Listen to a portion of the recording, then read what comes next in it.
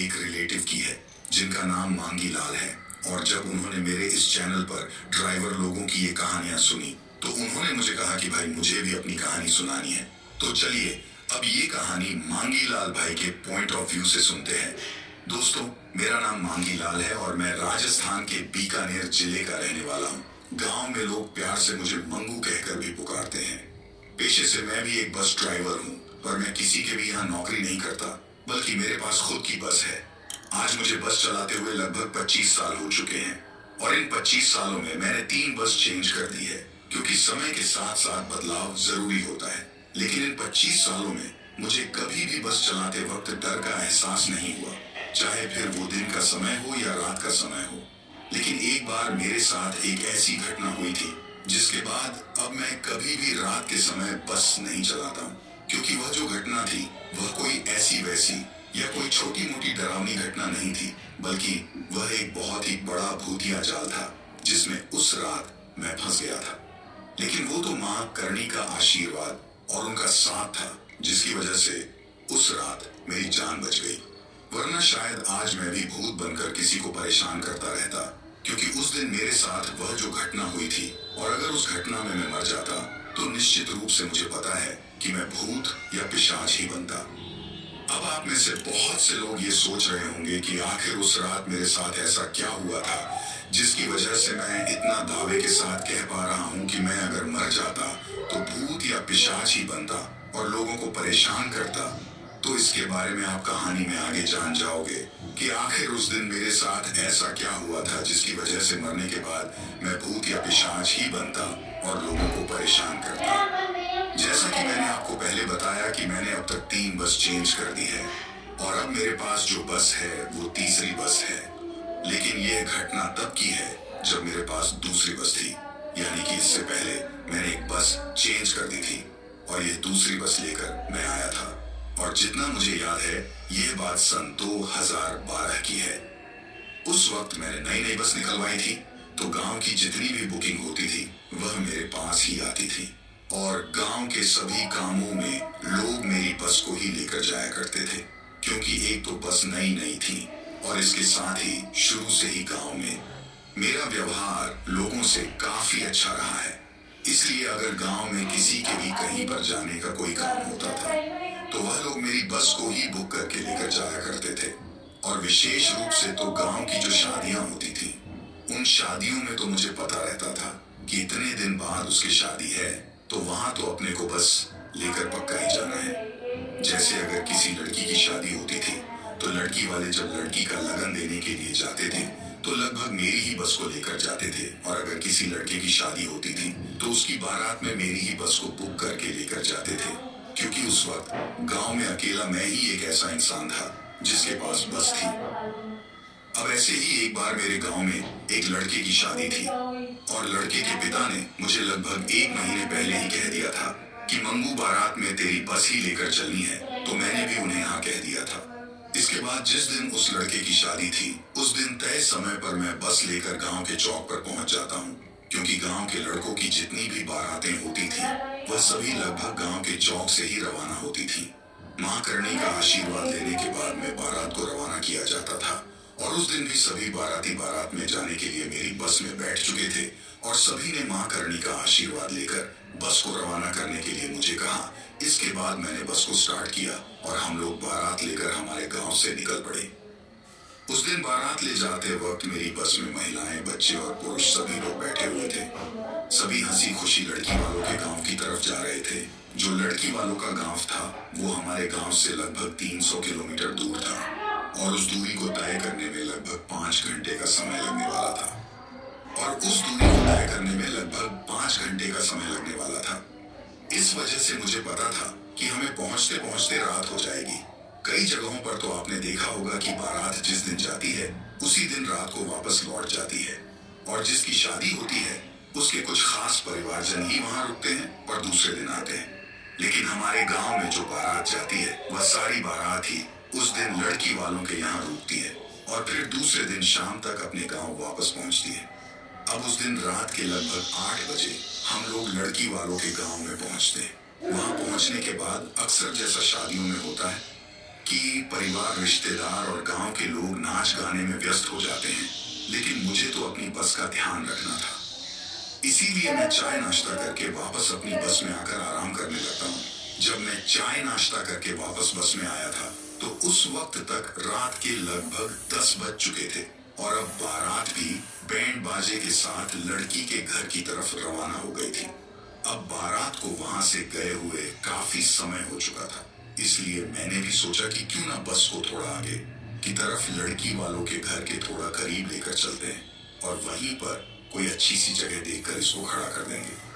अब ऐसा सोचकर मैंने बस को स्टार्ट किया और आगे की तरफ बढ़ने लगा। अब मैं बस को धीरे धीरे लेकर जा रहा था, लेकिन तब तक बारात बैंड बाजे के साथ काफी आगे जा चुकी थी।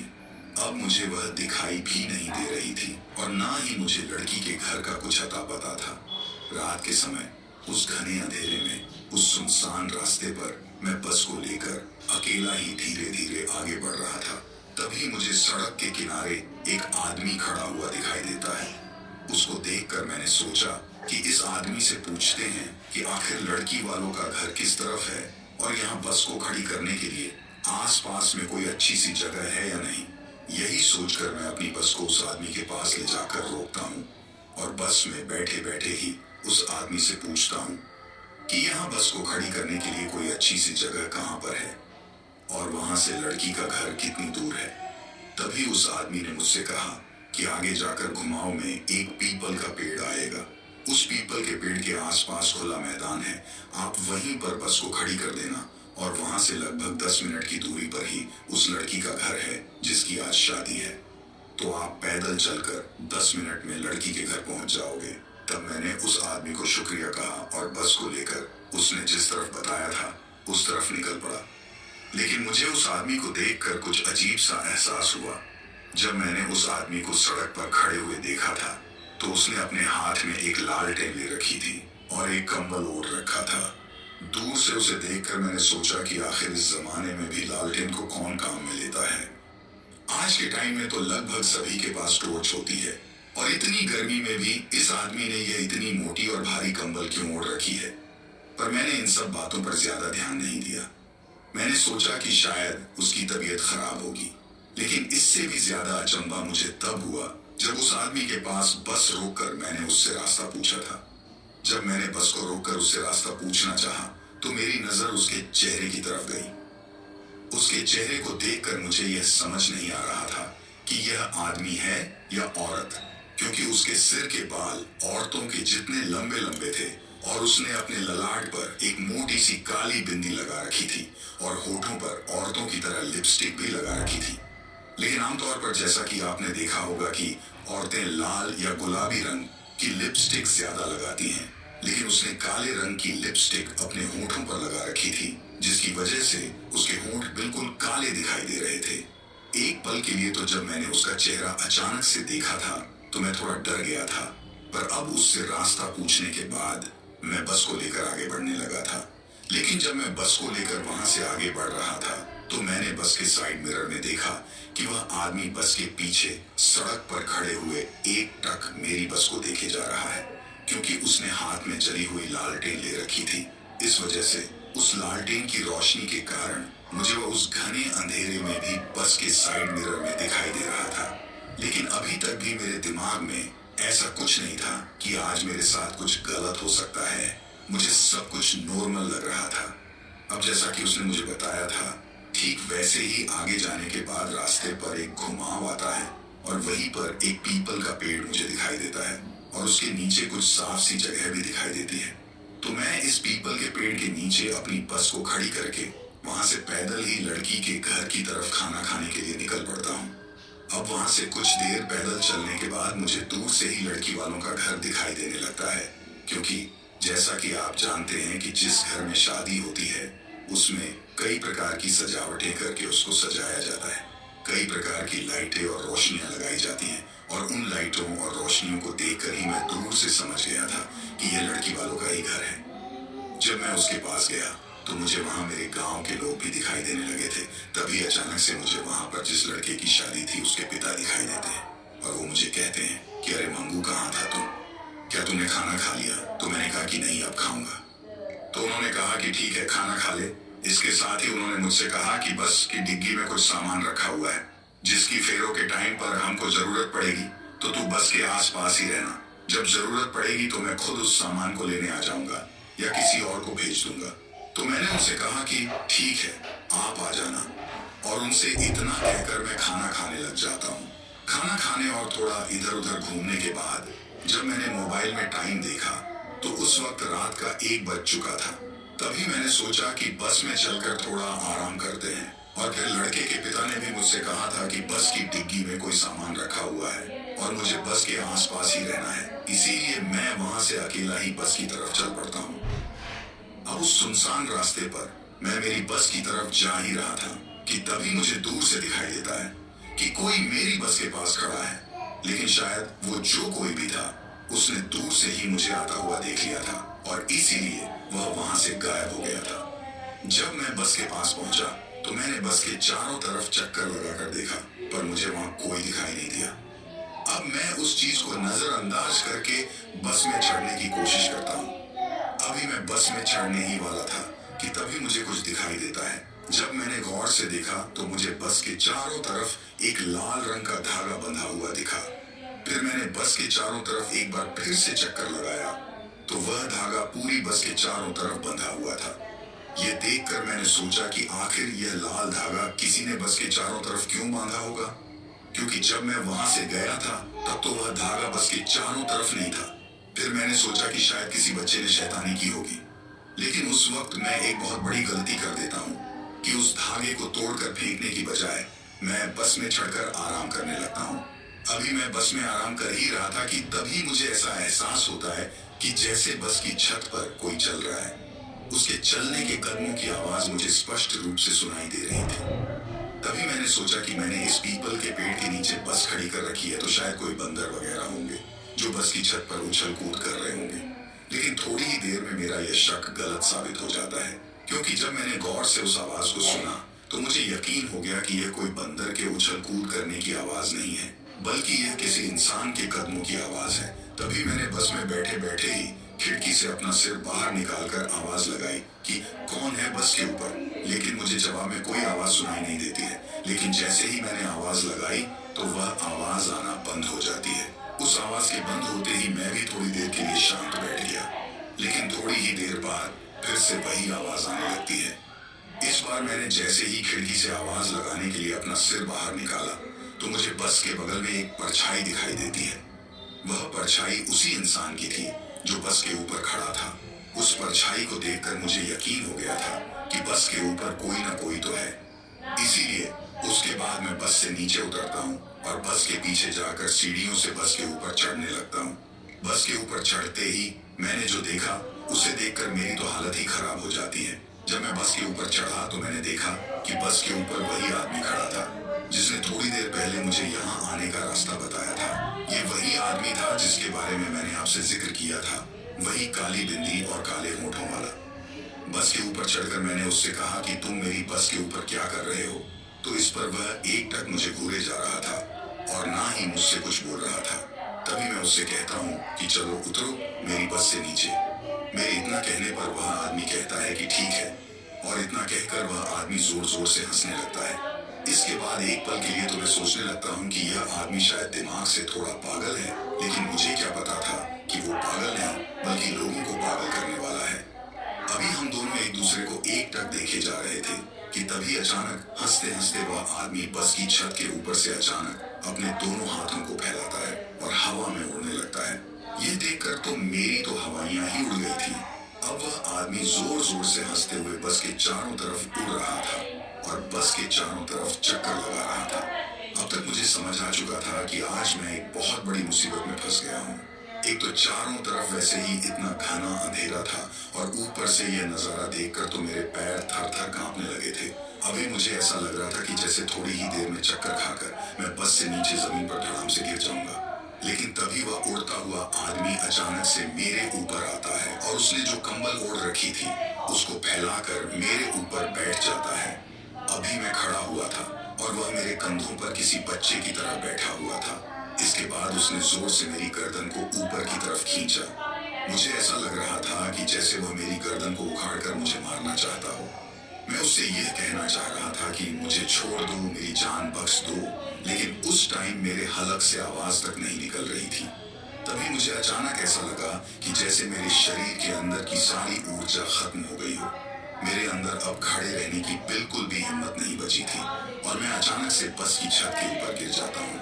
मैं तो बस की छत पर गिर जाता हूँ, लेकिन वह आदमी वैसे की वैसे ही हवा में बैठा रहता है और मेरे नीचे गिरते ही अचानक से वह मेरी छाती पर आकर बैठ जाता है और इसके बाद वह बहुत जोर से मेरा गला दबाने लगता है। अब जैसे ही वह मेरा गला दबाता है तो मेरे मुंह से पता नहीं अचानक कैसे, लेकिन एक जोर की चीख निकल जाती है। अब मुझे ऐसा लग रहा था कि जैसे थोड़ी ही देर में मेरी सांसें रुक जाएगी और ये आदमी मुझे मार देगा। जब वह मेरी छाती पर बैठकर मेरा गला दबा रहा था तो मैं आंख फाड़कर उसके चेहरे की तरफ देख रहा था और अपने दोनों हाथों से अपने गले को छुड़ाने की कोशिश कर रहा था। अपने गले को उसके चंगुल से छुड़ाते हुए जब मैंने उसकी तरफ देखा तो उसके मुंह से अचानक साइड के 2 दांत लंबे होकर बाहर निकलने लगते हैं और उसके मुंह के अंदर से अचानक खून की लार गिरने लगती है और उसकी आंखें पूरी तरीके से सफेद हो जाती है। उस वक्त उसका वह चेहरा मुझे इतना ज्यादा डरावना लग रहा था कि मुझे लगा कि गले के दबने से तो पता नहीं मेरी मौत होगी या नहीं होगी, लेकिन अगर मैंने ज्यादा देर तक इसके चेहरे को देखा तो डर के मारे मुझे हार्ट अटैक आ जाएगा और मैं वैसे ही मर जाऊंगा। तभी मैंने अचानक से अपनी आंखें बंद कर ली और एक बार फिर से अपना पूरा जोर लगाकर उसके हाथों से अपने गले को छुड़ाना चाहा और अब मैं मन ही मन मां करणी को याद कर रहा था कि हे माता, किसी भी तरह आज मेरे प्राण इस राक्षस से बचा लो, क्योंकि अब तक मुझे समझ आ चुका था कि यह कोई आम इंसान नहीं है बल्कि कोई भूत पिशाच या कोई बहुत ही बुरी और गंदी आत्मा है जिसके चंगुल में आज मैं फंस गया हूँ और आज यह मेरी जान लेकर रहेगी।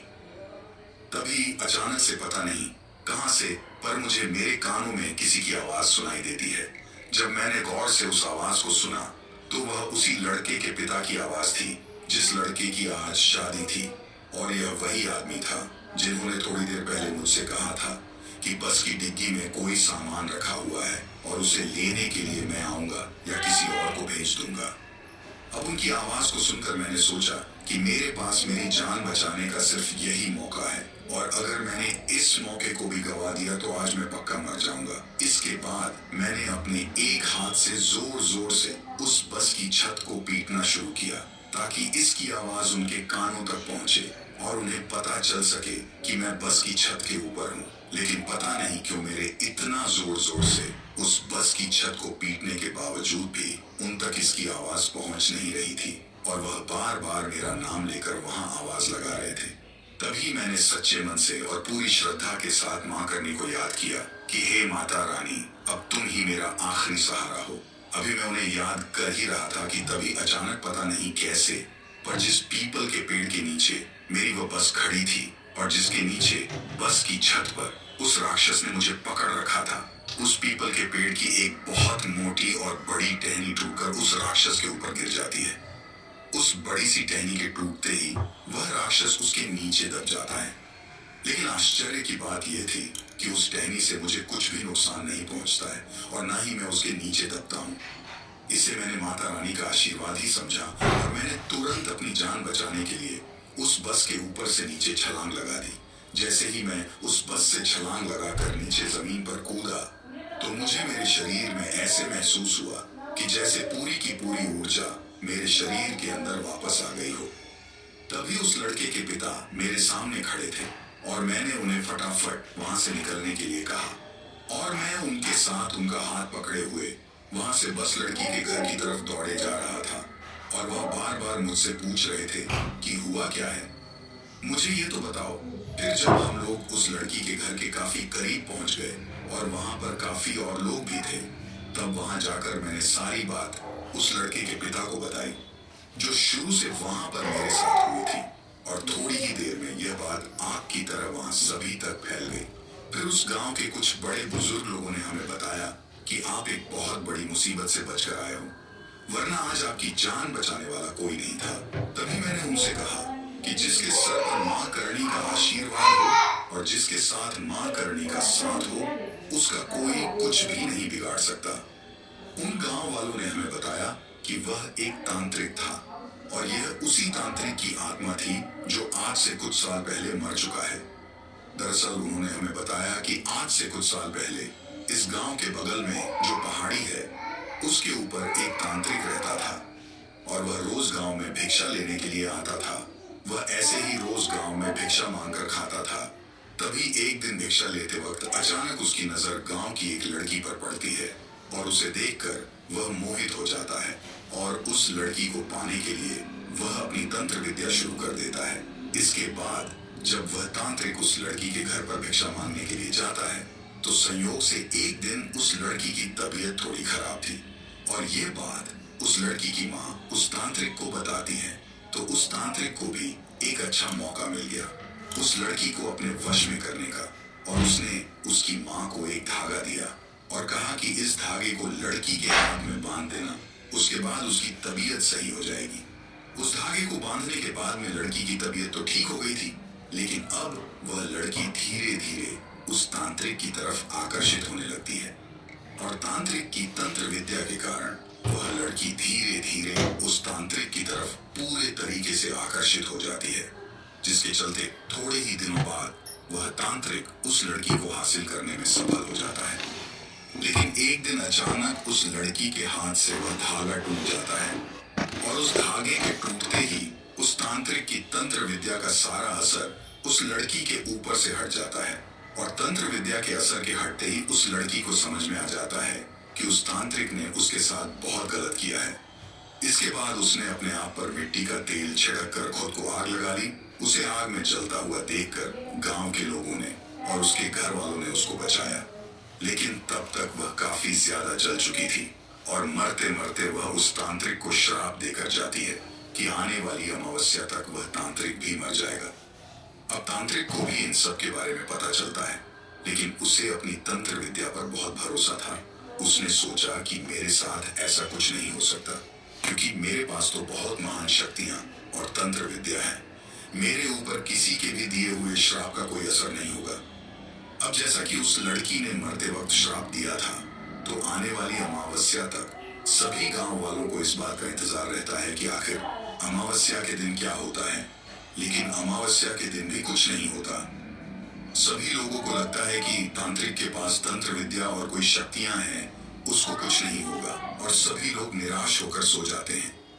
लेकिन जैसे ही दूसरे दिन यानी कि अमावस्या के अगले दिन उठते हैं और गांव से कुछ लोग बाहर निकलकर उस पीपल के पेड़ की तरफ जाते हैं, तो उन्हें उस पीपल के पेड़ के नीचे उस तांत्रिक की लाश फांसी पर लटकी हुई मिलती है, जिसे देखने के बाद पूरे गांव में भय का माहौल हो जाता है।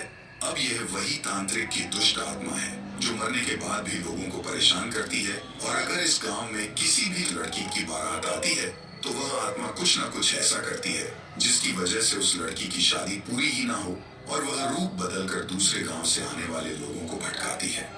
तभी उन गांव वालों ने हमसे कहा कि आज इस लड़की की शादी करवाने के लिए जो पंडित जी आए हुए हैं वो एक बहुत ही बुद्धिमान और शक्तिशाली पंडित हैं, जिनके पास कई सिद्धियां हैं। तो उन्हें लेकर सभी लोग उस पीपल के पेड़ की तरफ जाते हैं, क्योंकि मैंने उनसे कहा था कि किसी भी तरह मुझे वहां से अपनी बस को लेकर आना है, तो इसीलिए मेरी मदद के लिए वह लोग मेरे साथ वहां पर गए। लेकिन उन पंडित जी ने बस को देखते ही दूर से ही कह दिया था कि कोई भी इंसान बस को हाथ नहीं लगाएगा। अगर वह बस को हाथ लगाएगा तो वह अपनी जान से हाथ धो बैठेगा, क्योंकि जैसा कि मैंने आपको शुरू में बताया था कि जब मैं उस बस में चढ़ने के लिए आया था तो मुझे उस बस के चारों तरफ एक लाल धागा बंधा हुआ दिखा था। उसे उस तांत्रिक की दुष्ट आत्मा ने ही बांधा था। फिर पंडित जी ने वहां पर अपने कई मंत्र वगैरह पढ़े और उन्होंने ही उस धागे को अपनी शक्तियों से खोला। इसके बाद कई लोगों ने बस के ऊपर चढ़कर देखा तो बस के ऊपर एक राख का ढेर पड़ा हुआ था, जैसे कि वहां पर कोई चीज जली हो। लेकिन आश्चर्य की बात यह थी कि उस वक्त जिस टहनी के टूटने की वजह से मेरी जान बची थी, अब वह टहनी बिल्कुल वैसे की वैसे ही उस पेड़ पर थी, यानी कि वह टूटी हुई नहीं थी। तब पंडित जी ने बताया कि यह तो माता करणी का ही चमत्कार था, जिन्होंने तुम्हारी जान बचाई। और उस राख के बारे में पंडित जी ने कहा कि माता रानी ने शायद उस तांत्रिक की दुष्ट आत्मा का हमेशा हमेशा के लिए ही निपटारा कर दिया है। इसी वजह से तुम्हारी बस की छत के ऊपर यह राख पड़ी हुई है। तभी पंडित जी ने वहां पर गंगा जल और गोमूत्र मंगवाया और उस गंगा जल और गोमूत्र से उस बस के ऊपर जो राख पड़ी हुई थी उसको वहीं पर हटाया और उस पूरी बस की वहीं पर धुलाई करवाई। आपको जानकर हैरानी होगी कि ये सब रात के 3 बजे के वक्त उस घने अंधेरे में उस पीपल के पेड़ के नीचे हो रहा था। और सारी क्रियाविधि करने के बाद पंडित जी के साथ ही मैं उस बस को लेकर उस लड़की के घर पर आया और उसके बाद पंडित जी ने लड़की की शादी करवाई। गांव से वापस आते वक्त भी गांव वालों ने हमें उस रास्ते से वापस नहीं आने दिया, बल्कि उन्होंने गांव के दूसरे रास्ते से हमें रवाना किया। और उस दिन के बाद में तो कई दिनों तक मैं बीमार भी रहा था, पर मैंने बार बार माँ करनी के थाम पर फेरी लगाई, जिसकी वजह से थोड़े ही दिनों में मेरी तबीयत ठीक हो गई थी। लेकिन उसके बाद कई दिनों तक मैंने बस नहीं चलाई थी और फिर किसी ने मुझसे कहा कि अब तुम इस बस को बेच दो तो तुम्हारे लिए ठीक रहेगा। फिर उसके बाद मैंने उस बस को बेच दिया था और उसके बाद मैं यह तीसरी बस लेकर आया था, जिसे लाए हुए आज लगभग 10 साल हो चुके हैं। उस दिन तो माँ करणी के आशीर्वाद की वजह से मेरी जान बच गई, लेकिन आपको भी मेरे साथ हुए इस डरावने हादसे से सबक लेना चाहिए और किसी भी अनजान जगह पर किसी भी अनजान आदमी से बातचीत नहीं करनी चाहिए।